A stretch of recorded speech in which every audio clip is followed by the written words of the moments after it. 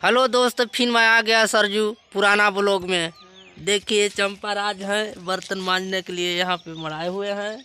उनका एक अंगुरी कटा गया है घर लिपने में, उसी को भी बांध रहे हैं।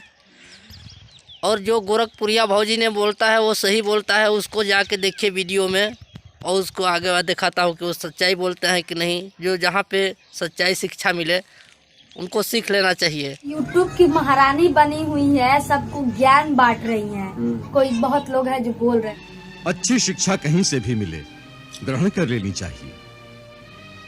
देखिए किस तरीका से गेहूं को मूस सब काट दे रहे हैं। ये गेहूं मेरा है, ये सब खूटा कल गाड़े हैं। तो इस खूटे पे एक चिड़िया रात में आते हैं, उल्लू ही मूस को खाते हैं, इसलिए मूस डर के मारे नहीं आते हैं। ऐसा ही खूटा गाड़ दीजिए अपने खेतों पे, परेशान नहीं करेंगे।